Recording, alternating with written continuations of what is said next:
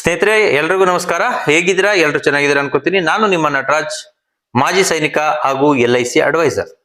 ಇವತ್ತಿನ ದಿವಸ ಮನೆ ಕಟ್ಟುವಂತಹ ವ್ಯಕ್ತಿಗಳಿಗೆ LIC ಯಾಕೆ ಬೇಕು ಅನ್ನೋದನ್ನೇ ನಾನು ಉದಾಹರಣೆ ಮುಖಾಂತರ ನಿಮ್ಗೆ ನಾನು ತಿಳಿಸ್ಕೊಡ್ತೀನಿ. ಮೊದಲನೇದಾಗಿ ಉದಾಹರಣೆಗೆ ರಾಮು ಅಂತ ವ್ಯಕ್ತಿ ತಗೊಳ್ಳೋಣ. ಅವನಿಗೆ 30 ವರ್ಷ ಆಗಿರ್ತದೆ. ಅವನಿಗೆ ಇನ್ಕಮ್ ಸ್ಯಾಲ್ರಿ 60,000 ರೂಪಾಯಿ ಒಂದು ಅಂದಾಜು ಸ್ಯಾಲ್ರಿ ಬರ್ತೈತೆ ಅಂತ ಅನ್ಕೊಳ್ಳೋಣ. ನಿಮ್ಮ ಆದಾಯಕ್ಕೆ ತಕ್ಕಂಗೆ ನೀವು ಕ್ಯಾಲ್ಕುಲೇಷನ್ ಹಾಕಬಹುದು. ನಾನು ಒಂದು ಮೀಡಿಯಂ ಆಗಿರೋದಂತ ಕ್ಯಾಲ್ಕುಲೇಷನ್ ಹಾಕೊಂಡಿದ್ದೀನಿ. 60,000 ಅವನಿಗೆ ಇನ್ಕಮ್ ಬರ್ತಾ ಇರ್ತದೆ. ಸ್ಯಾಲ್ರಿ, ನೆಟ್ ಸ್ಯಾಲ್ರಿ 60,000 ಇರ್ತದೆ. ಆ ವ್ಯಕ್ತಿ ಮನೆ ಖರ್ಚಿಗೆ ಅಂತ 20,000 ತೆಗಿಬೇಕು. ಮನೆ ಖರ್ಚಿಗೆ 20,000 ಯಾಕೆ ಅಂದ್ರೆ ಮಕ್ಳು ಫೀಸು, ಮತ್ತೆ ಅಪ್ಪ ಅಮ್ಮನ ಏನು ಹುಷಾರಿರಕ್ಕಲ್ಲ, ಮಾತ್ರೆ ಫೀಸು, ಮೆಡಿಸಿನ್ ಫೀಸು ಇವೆಲ್ಲ ಇರ್ತದೆ. ಮತ್ತೆ ಮನೇಲಿ ಏನು ಊಟ ಮಾಡ್ತೀವಲ್ಲ ಅದ್ರ ಖರ್ಚು, ಮತ್ತೆ ಹಬ್ಬ ಹುಣ್ಣಿಮೆ ಖರ್ಚು ಎಲ್ಲ ಸೇರಿ ನಾನು ಎವರೇಜ್ ಒಂದು 20,000 ತೆಗ್ದಿದ್ದೀನಿ. ಇನ್ನ 40,000 ಉಳ್ಕತ್ತು. ಈ ಮನೆ ಕಟ್ಲಿಕ್ಕೆ 50 ಲಕ್ಷ ರೂಪಾಯಿ ಅವನು ಬಜೆಟ್ ಹಾಕ್ತಾನೆ. 50 ಲಕ್ಷಕ್ಕೆ ಒಂದು ಬಜೆಟ್ ಹಾಕಿರ್ತಾನೆ. ಅವನ ಹತ್ರ 20 ಲಕ್ಷ ರೂಪಾಯಿ ದುಡ್ಡು ಇರ್ತದೆ. ಯಾರ ಹತ್ರ? ರಾಮು ಹತ್ರ 20 ಲಕ್ಷ ದುಡ್ಡು ಇರ್ತದೆ. ಆ 20 ಲಕ್ಷದಲ್ಲಿ ಪ್ಲಸ್ 5 ಲಕ್ಷನ ಅವರ ಫ್ರೆಂಡ್ಸು ಮತ್ತೆ ಅವರ ರಿಲೇಟಿವ್ ಸರ್ಕಲ್ ಅಲ್ಲಿ 50,000, 1 ಲಕ್ಷ ಕೊಡೋರಿರ್ತಾರೆ. ಅವ್ರ ಹತ್ರ ಇಸ್ಕೊಂಡು 5 ಲಕ್ಷ ಮಾಡ್ಕೊತಾನೆ. ಅಲ್ಲಿಗೆ 25 ಲಕ್ಷ ಆಯ್ತು. ಇನ್ನ 5 ಲಕ್ಷನ ಗೋಲ್ಡ್ ಇಡ್ತಾನೆ. ಇದು ಎಲ್ಲರ ಮಲ್ಲೂ ಆಗೋ ವಿಚಾರ. ನಾನು ನೋಡಿರೋ ಪ್ರಕಾರದಲ್ಲಿ 100ಕ್ಕೆ 95 ಭಾಗ ಇದೇ ತರ ಆಗೋದು. 5 ಲಕ್ಷ ರೂಪಾಯಿ ಗೋಲ್ಡ್ ಇಟ್ಟಿರ್ತಾನೆ. ಅಲ್ಲಿಗೆ ಇನ್ನು ಅವನಿಗೆ 20 ಲಕ್ಷ ಸಾಲ್ಟೇಜ್ ಇರ್ತದೆ. ಆ 20 ಲಕ್ಷ ಅವನ್ ಏನ್ ಮಾಡ್ತಾನೆ ಅಂದ್ರೆ ಲೋನ್ ಹಾಕಿಸ್ತಾನೆ. 20 ಲಕ್ಷ ಲೋನ್ಗೆ ಒಂದು ಅಂದಾಜಲ್ಲಿ ಹಾಕಿದೀನಿ, ಒಂದು 35,000 ರೂಪಾಯಿ EMI ಬರ್ಬಹುದು ಅಥವಾ 40 ಬರ್ಬಹುದು, ಹೇಳಕ್ಕಾಗಲ್ಲ. ನಾನೊಂದು ಅಂದಾಜಲ್ಲಿ ಹಾಕಿದೀನಿ. ಒಂದು 35,000 EMI, ಒಂದು 5,000 ಉಳಿತಾಯ ಮಾಡ್ತಾ ಇದ್ದಾನೆ ಅಷ್ಟೇ. ಅಂದ್ರೆ ಅವನು 60,000 ಸಂಬಳದಲ್ಲಿ ಎಲ್ಲಾ ಖರ್ಚೆಲ್ಲ ಕಳೆದು ಪ್ರತಿಯೊಂದು ಆಗಿ ಅವನು 5,000 ಮಾತ್ರನ ಉಳಿತಾಯ ಮಾಡ್ತಾ ಇದ್ದಾನೆ. ಅಥವಾ ಅದನ್ನು ಕೂಡ ಉಳಿತದಿಲ್ವೋ ಗೊತ್ತಿಲ್ಲ. 5,000 ಉಳಿತದಿಲ್ವೋ ಗೊತ್ತಿಲ್ಲ. ಒಟ್ಟಿನಲ್ಲಿ ಒಂದು ಅಂದಾಜಲ್ಲಿ 5,000 ಉಳಿತೈತೆ ಅಂತ ಅನ್ಕೊಳ್ಳೋಣ. ಈಗ ಈ ವ್ಯಕ್ತಿ LIC ಯಾಕೆ ಕಟ್ಟಬೇಕು? ಈ ವ್ಯಕ್ತಿ LIC ಯಾಕೆ ಕಟ್ಟಬೇಕು ಅಂದ್ರೆ, ಈ ವ್ಯಕ್ತಿ ಮನೆ ಕಟ್ಟಿ ಆಯ್ತದೆ, ಗೃಹ ಪ್ರವೇಶನು ಮಾಡ್ತಾನೆ. ಒಂದ್ ಸೈಡ್ ಅಲ್ಲಿ ನೋಡಿದ್ರೆ ಗೃಹ ಪ್ರವೇಶ ಆಗುತ್ತೆ, ಪ್ರತಿಯೊಂದೆಲ್ಲ ಕ್ಲಿಯರ್ ಆಗುತ್ತೆ. 1 ತಿಂಗಳು ಸುಮ್ಮನಿರ್ತಾನೆ. 2ನೇ ತಿಂಗಳಿಗೆ ಈ 5 ಲಕ್ಷ ಕೊಟ್ಟಿರ್ತಾರಲ್ಲ ಫ್ರೆಂಡ್ಸು ಮತ್ತೆ ರಿಲೇಷನ್ ಸರ್ಕಲ್ ಅಲ್ಲಿ, ಅವರು ದುಡ್ಡು ಕೇಳಕ್ ಸ್ಟಾರ್ಟ್ ಮಾಡ್ತಾರೆ. ಆಗ ಈ ವ್ಯಕ್ತಿಗೆ 5,000 ಉಳಿತಾ ಇತ್ತು. 5,000 ರೂಪಾಯಿಲಿ 5 ಲಕ್ಷನ ಸಾಲ ತೀರ್ಸಕ್ ಆಗಲ್ಲ ಅವನಿಗೆ. ಆಗ ಏನ್ ಮಾಡ್ತಾನೆ? ಇಂಟ್ರೆಸ್ಟ್ ಕೊಟ್ಬಿಡ್ತೀನಿ ಅಂತಾನೆ. 5 ಲಕ್ಷಕ್ಕೆ ಇಂಟ್ರೆಸ್ಟ್ ಕೊಟ್ಬಿಡ್ತೀನಿ ನಾನು ಅಂತ ಅಂತಾನೆ. ಅದರಲ್ಲಿ ಕೆಲವರು ಬೇಡ ಅನ್ಬೋದು, ಇಂಟ್ರೆಸ್ಟ್ ಆಯ್ತು ಒಂದ್ ಸ್ವಲ್ಪ ಟೈಮ್ ತಗೋ ಅನ್ಬೋದು. ಇನ್ ಕೆಲವರು ಇಲ್ಲಪ್ಪ ನೀನು ಗ್ರೂಪ್ ಪ್ರವೇಶ ಆದ್ಮೇಲೆ ಕೊಡ್ತೀನಿ ಅಂತ ಹೇಳಿದ್ದೆ, ನನ್ಗೀಗ ಅರ್ಜೆಂಟ್ ಇದೆ, ನನಗೆ ಬೇಕೇ ಬೇಕು ಅಂತಾರೆ. ಹಾಗೇನ್ ಮಾಡ್ತಾನೆ? ಇದರಲ್ಲಿ ನೆಂಟ್ರದ್ದು ಒಂದು 2 ಲಕ್ಷ ತೆಗೆದುಬಿಡಿ, ಇನ್ನು 3 ಲಕ್ಷ ಇಂಟ್ರೆಸ್ಟ್ ಕೊಡ್ಬೇಕು ಅವನು. ಇವತ್ತೆಲ್ಲ 2%, 3%, 4% ಹಿಂಗೆಲ್ಲ ಇದೆ. ಒಂದು ಧರ್ಮದ ಬಡ್ಡಿಲಿ 2% ಲೆಕ್ಕ ಹಾಕೊಳ್ಳೋಣ. 2% ಹೋದ್ರು ಇವನ್ಗೆ 3 ಲಕ್ಷಕ್ಕೆ 6,000 ರೂಪಾಯಿ ಆಯ್ತು. 6,000 ರೂಪಾಯಿ ಇಲ್ಲಿ ಉಳಿತಾಯ ಆಯ್ತಾ ಇರೋದು ಅವ್ನಿಗೆ 5,000. ಅವನಿಗೆ ಸಿಗ್ತಾ ಇರೋದು 5,000, ಅಲ್ಲಿ ಇಂಟ್ರೆಸ್ಟ್ ಕಟ್ಬೇಕು 6,000. ಎಲ್ಲಿಂದ ತರ್ತಾನೆ? ಆಗ ಕಂಜೂಸ್ ಮಾಡಕ್ ಸ್ಟಾರ್ಟ್ ಮಾಡ್ತಾನೆ. ಎಲ್ಲೆಲ್ಲೋ ಒಂದ್ ಕಡೆ ಇಲ್ಲಿ ಖರ್ಚೆಲ್ಲ ಒಂದ್ ಸ್ವಲ್ಪ ಉಳ್ಸೋಣ, ಅದು ಹೆಂಗ ಮೇನೇಜ್ ಮಾಡ್ತಾ ಇರ್ತಾನೆ. ಅದನ್ನು 3 ತಿಂಗಳು 4 ತಿಂಗಳು ಮೇನೇಜ್ ಮಾಡ್ತಾನೆ, ಕಟ್ಟಕ್ ಆಗಲ್ಲ. ಆಗ ಅವನು ಏನ್ ಮಾಡ್ತಾನೆ? ಟೆನ್ಷನ್ನು, ಸಿಕ್ಕಾಪಟ್ಟೆ ಟೆನ್ಷನ್ನು. ಸಾಲ ಅಂತೂ ತೀರ್ತಾ ಇಲ್ಲ. ಇವನು 10 ವರ್ಷ ದುಡಿಬೇಕು ಈ ಲೋನ್ ತೀರಿಸ್ಬೇಕು ಅಂದ್ರೆ. 10 ವರ್ಷ ದುಡಿದ್ರೆ ಈ ಲೋನ್ ತೀರುತ್ತೆ. ಆ ಒಂದು ಟೆನ್ಷನ್ ಅಲ್ಲಿ ಅವನಿಗೆ BP ಶುಗರ್ ಬರ್ಬೋದು, ಅಥವಾ ಅವನಿಗೆ ಟೆನ್ಷನ್ ಜಾಸ್ತಿ ಆಗಿ ಹಾರ್ಟ್ ಅಟ್ಯಾಕು ಆಗ್ಬೋದು. ಅಂತ ಒಂದು ಸಂದರ್ಭದಲ್ಲಿ ಈ ವ್ಯಕ್ತಿ ಬೈ ಚಾನ್ಸು, ಗೊತ್ತಿಲ್ಲ ಅಲ್ವಾ, ಯಾವುದೋ ಒಂದು ಗ್ಯಾನ್ದಲ್ಲಿ ಈ ಇಂಟ್ರೆಸ್ಟ್ ಕಟ್ಟರು ಇವರೆಲ್ಲ ಫೋನ್ ಮಾಡ್ಬೇಕಾದ್ರೆ ಬೈಕಲ್ಲಿ ಹೋಗ್ತಾ ಇರ್ಬೇಕಾದ್ರೆ ಯಾವುದೋ ಒಂದು ಗ್ಯಾನ್ದಲ್ಲಿ ಹೋಗ್ತಾ ಇರ್ತಾನೆ. ಎಲ್ಲೋ ಒಂದ್ ಕಡೆ ಮಿಸ್ ಆದ. ಓನ್ಲಿ ಹಾರ್ಟ್ ಅಟ್ಯಾಕ್ ಆಗುತ್ತೆ ಅಂತ ಹೇಳಕ್ಕಾಗಲ್ಲ, ಹುಷಾರಿಲ್ಲದೆ ಸತ್ತೋಗ್ಬೋದು, ಅಥವಾ ಆಕ್ಸಿಡೆಂಟ್ ಆಗಿ ಸತ್ತೋಗ್ಬೋದು. ಟೆನ್ಷನ್ ಜಾಸ್ತಿ ಇರ್ತದಲ್ಲ ಮನುಷ್ಯಂಗೆ. ಆಗ ಬೈ ಚಾನ್ಸ್ ಆ ವ್ಯಕ್ತಿ ಬೈಕಲ್ಲಿ ಹೋಗ್ಬೇಕಾದ್ರೆ ಡೆತ್ ಆದಾಗ ಆ ವ್ಯಕ್ತಿಗೆ ಎಷ್ಟು ಲಾಸ್ ಆಯ್ತು, ಮತ್ತೆ ಆ ಮನೆಗೆ ಕುಟುಂಬದವರಿಗೆ ಏನೇನ್ ಲಾಸ್ ಆಯ್ತು. ಒಂದು 20,000 ಪ್ರತಿ ತಿಂಗಳು ಖರ್ಚು ಮಾಡ್ತಾ ಇದ್ದ ಮನೆ ಖರ್ಚಿಗೋಸ್ಕರ, ಅದು ಆ ಕುಟುಂಬಕ್ಕೆ ಬೇಕೇ ಬೇಕು. ಇದೇನೋ EMI ಲೋನ್ಗೀನು ಮಾಡಿಸಿರ್ತಾರೆ, ಅದ್ರ ಮೇಲೆ ಇನ್ಸೂರೆನ್ಸ್ ಇರ್ತದೆ, ಏನೋ ಮೋಸ್ಟ್ಲಿ ಅದು ಕೆಲವೊಂದು ಇನ್ಸೂರೆನ್ಸ್ ಇರ್ತವೆ, ಕ್ಲೈಮ್ ಆಗ್ಬೋದು. ಇದು ಕ್ಲೈಮ್ ಆಗುತ್ತೆ ಅಂತಲೇ ತಿಳ್ಕೊಳ್ಳೋಣ. ಕೆಲವರು ವಾದ ಮಾಡ್ಬೋದು, ಇಲ್ಲ ಅದು ಹೋಮ್ ಲೋನ್ ತಗೊಂಡಾಗ ಆ ವ್ಯಕ್ತಿ ಡೆತ್ ಆದಾಗ ಅದು ಲೋನು ಮಾಫ್ ಆಗುತ್ತೆ ಅಂತ. ಓಕೆ, ಒಪ್ಕೊಳ್ಳೋಣ, ಮಾಫ್ ಆಯ್ತು ಅಂತಲೇ ತಿಳ್ಕೊಳ್ಳೋಣ. ಈಗ ಇಲ್ಲಿ 5 ಲಕ್ಷ ಕೊಡ್ಬೇಕು, ಇಲ್ಲಿ 20,000 ಮನೆ ಖರ್ಚಿಗೆ ಬೇಕು.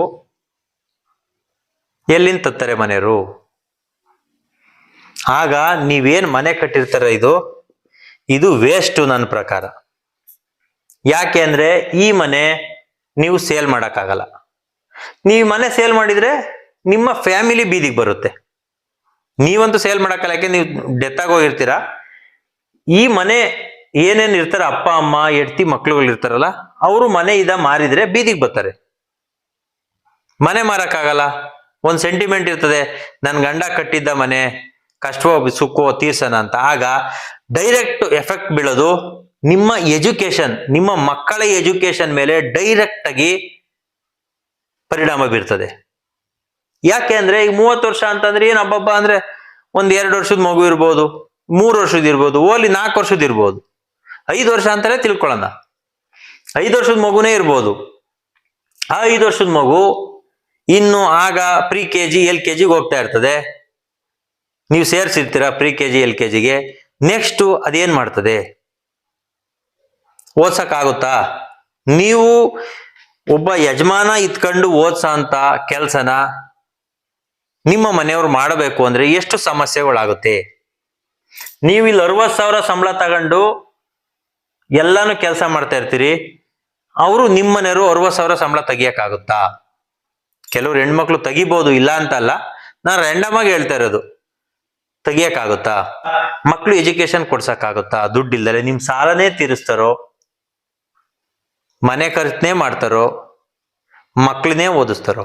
ಆಗ ನೀವೊಂದು ತಲೆಯಲ್ಲಿ ಇಟ್ಕೊಂಡಿರ್ತೀರ ಮದ್ವೆ ಆದಾಗ, ನನ್ನ ಮಗುನ ನಾನು ಸ್ಪೋರ್ಟ್ಸ್ಗೆ ಹಾಕ್ಬೇಕು, ಅಥವಾ ಒಳ್ಳೆ ಎಜುಕೇಶನ್ ಅಲ್ಲಿ ಕೊಡಿಸ್ಬೇಕು, ಡಾಕ್ಟರ್ ಮಾಡಬೇಕು, ಇಂಜಿನಿಯರ್ ಮಾಡಬೇಕು, ಆರ್ಮಿ ಆಫೀಸರ್ಸ್ ಆಗಿ ಮಾಡಬೇಕು, IAS ಎಕ್ಸಾಮ್ ಬರೆಸ್ಬೇಕು, KS ಎಕ್ಸಾಮ್ ಬರೆಸ್ಬೇಕು. ಈ ತರ ಎಲ್ಲ ಒಂದು ನಿಮ್ಮ ತಲೆಯಲ್ಲಿ ಇರ್ತದೆ, ನನ್ನ ಮಗುನು ಈ ತರ ಮಾಡೋಣ ಅಂತ. ಆಗ ನೀವು ಇಂಡೈರೆಕ್ಟ್ ಆಗಿ ಆ ಮಗುವಿಗೆ ಮೋಸ ಮಾಡ್ದಂಗೆ ಆಗುತ್ತೆ. ಅದಕ್ಕೋಸ್ಕರ ನೀವೇನ್ ಮಾಡ್ಬೇಕು ಅಂದ್ರೆ, ನೀವು 60,000 ಸಂಬಳ ತೆಗಿತಾ ಇದೀರಿ ಅಂದ್ರೆ ವರ್ಷಕ್ಕೆ ಕೇವಲ 95,854 ರೂಪಾಯಿ ನೀವು ಪೇ ಮಾಡ್ಬೇಕಾಗತ್ತೆ. ಇಷ್ಟೆಲ್ಲಾನು ಯಾವ ತರ ಪೂರ್ತಿ ಮಾಡ್ಬೋದು ಅಂತ ತಿಳಿಸ್ತೀನಿ ನಾನು. ವರ್ಷದಲ್ಲಿ 95,854 ರೂಪಾಯಿ ನೀವು ಪೇ ಮಾಡಿದ್ರೆ, ಬೈ ಚಾನ್ಸು ನೀವು ಡೆತ್ ಆದ್ರಿ, ಬೈಕ್ ಆಕ್ಸಿಡೆಂಟ್ ಅಲ್ಲಿ ಯಾರೋ ಹೊಡ್ಕೊಂಡು ಹೋದ, ಇಲ್ಲ ಮನೆಯಿಂದ ಕೆಳಗೆ ಬಿದ್ದು ಸತ್ತೋಗಿದ್ರಿ, ಏನೋ ಒಂದ ಡೆತ್ ಆಗಿದ್ದೀರಾ, ಆಗ ಈ ವ್ಯಕ್ತಿಗೆ 40 ಲಕ್ಷ ದುಡ್ಡು ಬರುತ್ತೆ. ಆ 40 ಲಕ್ಷದಲ್ಲಿ ನಿಮ್ಮ ಮನೆಯವರು ಈ 5 ಲಕ್ಷ ಸಾಲ ತೀರಿಸ್ತಾರೆ. ಇನ್ನ ಉಳಿದಿದ್ 35 ಲಕ್ಷನ ಬ್ಯಾಂಕ್ಗಳು ಅಥವಾ ಮತ್ತೆ LIC FD ಇಟ್ರೆ ನಿಮ್ಗೆ ಒಳ್ಳೆ ಇನ್ಕಮ್ ಬರುತ್ತೆ. ನಿಮ್ಮ ಇದೇನಿದೆ 20,000 ರೂಪಾಯಿ ಏನು ನೀವು ಖರ್ಚು ತೋರಿಸ್ತಾ ಇದ್ರಲ್ಲ, ಅದು ಆರಾಮಾಗಿ 35 ಲಕ್ಷ ಅಂದ್ರೆ ಒಂದು 30,000 ಪ್ರತಿ ತಿಂಗಳು. ಒಂದು ಅಂದಾಜಲ್ಲಿ ಹೇಳ್ತಾ ಇದ್ದೀನಿ, ಪ್ರತಿ ತಿಂಗಳು 30,000 ತಗೊಂಡವರು ಆ ದುಡ್ಡೆಲ್ಲ ಫುಲ್ FD ಇಟ್ರೆ 30,000 ತಗೊಂಡು ಮಕ್ಕಳು ಓದಿಸೋದೇ ಆಗ್ಲಿ ಮತ್ತೊಂದೇ ಆಗ್ಲಿ ಮಾಡ್ತಾ ಇರ್ತಾರೆ. ಆ ದುಡ್ಡು ಸೇಫ್ ಆಗಿರ್ತದೆ. ನೀವೇನ್ ಮಾಡ್ತೀರಾ? LIC ಏಜೆನ್ಸಿಗಳು, ಅಡ್ವೈಸರು, DO ಆಫೀಸರ್ಗಳು ಮನೆಗೆ ಬಂದಾಗ ನೀವ್ ಹೇಳೋದು ಒಂದೇ ಕ್ವಶನ್, ಸರ್ ನಾನು ಈಗ ಮನೆ ಕಟ್ಟಿದ್ದೀನಿ, ನನಗೆ ಸಾಲ ಆಗಿದೆ, ತುಂಬಾ ಕಷ್ಟದಲ್ಲಿದ್ದೀನಿ, ನನ್ನ ಕೈಲಿ ಆಗ್ತಾ ಇಲ್ಲ, ಏನ್ ಮಾಡೋದು ಸರ್? ಓ LICನ ಸರ್, ಬಿಡಿ ಸಾರ್ ನೋಡ್ಕೊಳ್ಳೋಣ, ಮುಂದೆ ನೋಡೋಣ, ಇನ್ನೊಂದು ವರ್ಷ ಬಿಟ್ಕೊಂಡ್ ಪ್ಲಾನ್ ಮಾಡ್ತೀವಿ, 2 ವರ್ಷ ಬಿಟ್ಕೊಂಡ್ ಪ್ಲಾನ್ ಮಾಡ್ತೀವಿ. ನೀವು ಪ್ಲಾನ್ ಮಾಡಕ್ ಇರೋದೇ ಇಲ್ವಲ್ಲ, ಅಲ್ಲಿ ಗಂಟ ಬದುಕಿದ್ರು ತಾನೆ, ಬದುಕಿದ್ರು ಕೂಡ ನೀವು ತಗೊಳಲ್ಲ. ಯಾಕೆ ಅಂದ್ರೆ ನೀವು ಇಲ್ಲಿ 10 ವರ್ಷಕ್ಕೆ ಹಾಕ್ಸಿರ್ತೀರಲ್ಲ, ಅದನ್ನೇ ತೀರ್ಸೋದ್ರಲ್ಲಿ ಕಾಲ ಕಳೆದೋಯ್ತದೆ. ಅಷ್ಟೊತ್ತಿಗೆ ಇನ್ನೇನೋ ಸಮಸ್ಯೆ ಬರ್ತದೆ. ನಾನೇನ್ ಹೇಳ್ತೀನಿ ಅಂದ್ರೆ, ಮನುಷ್ಯಂಗೆ ಸಮಸ್ಯೆ ಇಲ್ಲದೆ ಇರೋಂಥ ಮನುಷ್ಯ ಈ ದೇಶದಲ್ಲಿ ಯಾರೂ ಇಲ್ಲ. ಒಂದು, ಈ ವ್ಯಕ್ತಿ ಬೈ ಚಾನ್ಸು ಬದುಕಿದ್ದ ಅಂತಲೇ ಅನ್ಕೊಳ್ಳೋಣ, ಅವನು ಈ ಮನೆ ಖರ್ಚಲ್ಲಿ LICನೂ ಕಟ್ಬೋದು. ಯಾಕೆ ಅಂದ್ರೆ ನಾನು ನೋಡೋ ಪ್ರಕಾರ ಒಂದು ಮನೆ ಕಟ್ಟಬೇಕಾದ್ರೆ ನಮ್ಮ ಜನಗಳು ಏನ್ ಮಾಡ್ತಾರೆ ಅಂದ್ರೆ ಹೆವಿ ಕಾಸ್ಟ್ಲಿ ಮೆಟೀರಿಯಲ್ ಯೂಸ್ ಮಾಡ್ತೀರಾ. ಪಕ್ಕದ ಮನೇನ ಯಾರೋ ಒಬ್ಬ ಟೈಲ್ಸೋ ಅಥವಾ ಗ್ರಾನೈಟ್ನೋ ಹಾಕ್ಸಿರ್ತಾನೆ, ಅವನು 120 ರೂಪಾಯಿ ಕೊಟ್ಟು ಅಡಿ ಹಾಕ್ಸಿರ್ತಾನೆ. ನೀವೇನ್ ಮಾಡ್ತೀರಾ, ಅವನ್ ಸ್ಯಾಲ್ರಿ ನೋಡಲ್ಲ, ನೀವು ಅವನ್ ಎಷ್ಟು ದುಡಿತಾ ಇದ್ದಾನೆ ಅಂತ ನೋಡಲ್ಲ. ಆ ವ್ಯಕ್ತಿ ತಿಂಗಳಿಗೆ 1.5 ಲಕ್ಷ ದುಡಿತಾ ಇರ್ಬೋದು, ಅವನು 200 ರೂಪಾಯಿ ಟೈಲ್ಸ್ ಹಾಕ್ಸ್ತಾನೆ ಅಡಿನ. ನೀವೇನ್ ಮಾಡ್ತೀರಿ ಗೊತ್ತಾ, ಅವನ್ ಪಕ್ಕದ ಮನೆನೇ 200 ರೂಪಾಯಿ ಅಡಿ ಹಾಕ್ಸವನೆ. ಅಟ್ಲೀಸ್ಟ್ ಅವನಷ್ಟಾರು ನಾವು ಹಾಕ್ಸ್ತೋಗ್ಬಿಟ್ರೆ ಹೆಂಗೆ? ನೀವು 60,000 ಸಂಬಳ ತಗೊಳ್ಳೋರು ಅದನ್ನ ಪ್ರಮೋಟ್ ಮಾಡ್ತೀರಾ, ಹೋಗ್ತೀರಾ 200 ರೂಪಾಯಿ ಅಡಿಗೆ ತಗೊಳಕ್ ಹೋಗ್ತೀರಾ. ನಿಮಗೆ ನೀವು 200 ರೂಪಾಯಿ ಹಾಕ್ಸಿದ್ರು ನೀವು ಕಾಲ ಹಾಕೊಂಡೇ ನಡ್ಕೊಂಡು ಹೋಗೋದು, 50 ರೂಪಾಯಿದು ಹಾಕ್ಸಿದ್ರು ಕಾಲ ಹಾಕೊಂಡೇ ನಡ್ಕೊಂಡು ಹೋಗೋದು. 200 ರೂಪಾಯಿ ಟೈಲ್ಸ್ ಹಾಕಿಸ್ತೆ ಅಂದ ತಕ್ಷಣ ಅದ್ರ ಮೇಲೆ ಕೂತ್ಕೊಂಡು ಬರೀ ಟೈಲ್ಸ್ ಮೇಲೆ ಊಟ ಮಾಡಕ್ಕಾಗಲ್ಲ, ಅದು ಬರೀ ತಿರ್ಗಾಡಕ್ ಮಾತ್ರ. ನೀವು ಮನೇನ ಎಲ್ಲೆಲ್ಲಿ ಕ್ವಾಲಿಟಿ ಯೂಸ್ ಮಾಡ್ಬೋದು ಗೊತ್ತಾ? ನೀವು ಒಂದು ಮನೆ ಕಟ್ಟಬೇಕಾದ್ರೆ ಮೇಯ್ನು ಫೌಂಡೇಶನ್ನು, ಸಿಮೆಂಟು, ಕಲ್ಲುಗಳು, ಇಟ್ಟಿಗೆಗಳು, ಕಬ್ಬಿಣ, ಇದ್ರ ಮೇಲೆ ಫೋಕಸ್ ಮಾಡಿ. ನೆಕ್ಸ್ಟು ಅದಾದ್ಮೇಲೆ ನೀಟಾಗಿ ಕ್ಯೂರಿಂಗ್ ಮಾಡಿ. ಅದಾದ್ಮೇಲೆ ನೀವು ಬಣ್ಣದಲ್ಲೂ ಕೂಡ ಉಳಿಸ್ಬೋದು ಸ್ವಲ್ಪನ, ಜೊತೆಗೆ ಟೈಲ್ಸ್ ಅಲ್ಲಿ ಉಳಿಸ್ಬೋದು. ಮತ್ತೆ ಮನೇಲಿ ನಾವೇನು ವಾಲ್ಡ್ರೂಪ್ ಅಂತ ಮಾಡ್ಕೋತೀವಲ್ಲ, ಕಿಚನ್ ಅಲ್ಲಿ ಆಗಿರ್ಬೋದು, ರೂಮ್ ಅಲ್ಲಿ ಆಗಿರ್ಬೋದು, ಹಾಲಲ್ಲಿ ಆಗಿರ್ಬೋದು, ಡೈನಿಂಗ್ ಹಾಲಲ್ಲಿ ಆಗಿರ್ಬೋದು, ಇವೆಲ್ಲದ್ರಲ್ಲೂ ಸ್ವಲ್ಪ ಉಳಿಸ್ಬೋದು ನೀವು. ಜೊತೆಗೆ ಸೋಫಾ ಸೆಟ್ ತತ್ತೀವಿ, 1.5 ಲಕ್ಷ, 1.25 ಲಕ್ಷ, 50,000, 60,000 ಹಿಂಗೆಲ್ಲ ಸೋಫಾ ಸೆಟ್ಟು. ಅದರಲ್ಲೇ ಕಮ್ಮಿದಿರ್ತದೆ, ಅದನ್ನೇ ತಗೊಬನ್ನಿ. ಅದರಲ್ಲಿ ಎಷ್ಟು ದುಡ್ಡು, ಒಂದು ಮನೆ ನೀವು 50 ಲಕ್ಷದ ಮನೆ ನೀವು ಒಂದು ಕೆಲಸ ಮಾಡ್ತಾ ಇದ್ರೆ 50 ಲಕ್ಷದ ಮನೆ ಅಂದ್ರೆ ಮಿನಿಮಮ್ 8 ರಿಂದ 9 ಲಕ್ಷ ದುಡ್ಡು ಉಳಿಸ್ಬೋದು ನೀವು ಕರೆಕ್ಟಾಗಿ ಪ್ಲಾನ್ ಮಾಡಿದ್ರೆ. ಅಂದ್ರೆ ನಮ್ಗೆ ಎಲ್ಲೆಲ್ಲಿ ಕ್ವಾಲಿಟಿ ಬೇಕೋ ಅಲ್ಲಲ್ಲಿ ಯೂಸ್ ಮಾಡಿ.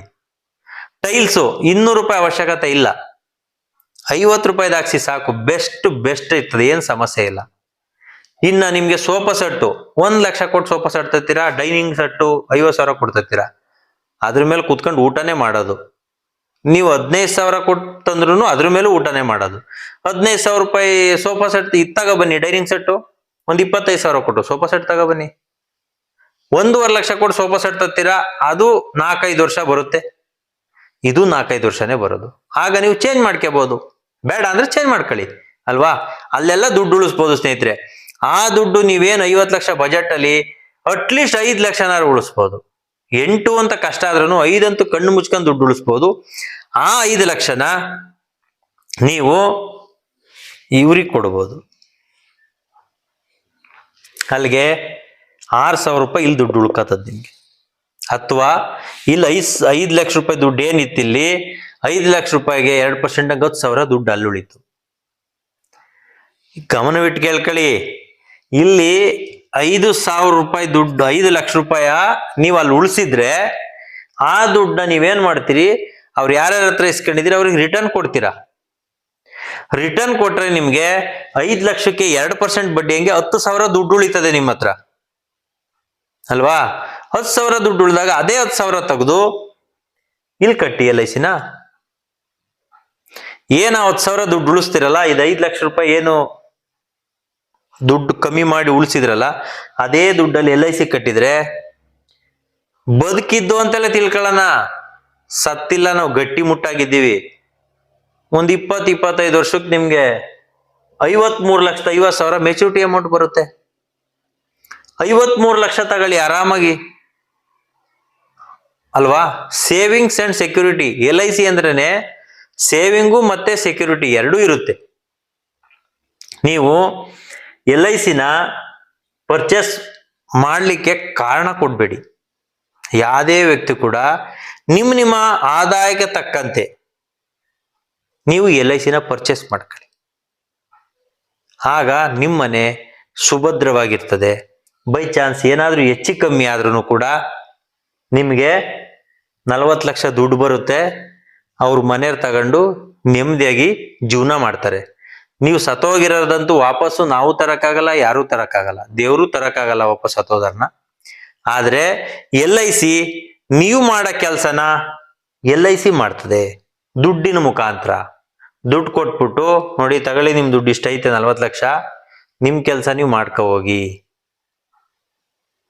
ಅದನ್ನ ಪ್ರತಿಯೊಬ್ರು ಮನೇಲಿರುವಂತ ಯಜಮಾನರುಗಳು ಜೊತೆಗೆ ಯಜಮಾನಿರು ಯೋಚನೆ ಮಾಡ್ಬೇಕಾಗಿರೋಂಥ ವಿಚಾರ. LICನ ಯಾವುದೇ ಒಂದು ಏಜೆಂಟ್ ಮನೆಗೆ ಬಂದ್ರು ಕೂಡ LIC ಕೇಳ್ಕ ಬಂದಾಗ ಫುಲ್ ಸಂಪೂರ್ಣ ಮಾಹಿತಿ ತಗೊಳ್ಳಿ. ಕೇಳಿ, ಕ್ವಶನ್ ಕೇಳಿ. ಅಡ್ವೈಸರ್ ಏನ್ ನಿಮ್ ಮನೆಗೆ ಬಂದಿರ್ತಾರೆ ಅವ್ರನ್ನ ಕ್ವಶನ್ ಮೇಲೆ ಕ್ವಶನ್ ಕೇಳಿ ಯಾವ ಪ್ಲಾನ್ ಬೆಸ್ಟ್ ಅನಿಸ್ತದೋ ಆ ಪ್ಲಾನ್ನ ತಗೊಳ್ಳಿ. ಆಗ ನಿಮ್ಮ ಮನೆನೂ ಕೂಡ ಸೇಫ್ ಆಗಿರ್ತದೆ. ಜೊತೆಗೆ ಒಂದು ಧೈರ್ಯ ಇರ್ತದೆ. ಏನಾರು ಆದ್ರೂ ಕೂಡ ನಮ್ಮ ಮನೆಗೆ ದುಡ್ಡು ಹೋಯ್ತದೆ, ಏನು ಸಮಸ್ಯೆ ಇಲ್ಲ ಅಂತ ಮನ್ಸಿಗೆ ಬಂದ್ರೆ ನಾವ್ ಇನ್ನೂ 10 ವರ್ಷ ಎಕ್ಸ್ಟ್ರಾ ಜೀವನ ಮಾಡ್ತೀವಿ. ಟೆನ್ಷನ್ ಅಲ್ಲಿ 10 ವರ್ಷ ಜಲ್ದಿ ಸತ್ತೋದ್ರೆ, ಟೆನ್ಷನ್ ಇಲ್ಲ ಅಂದ್ರೆ 10 ವರ್ಷ ಜಾಸ್ತಿ ಬದುಕಬಹುದು.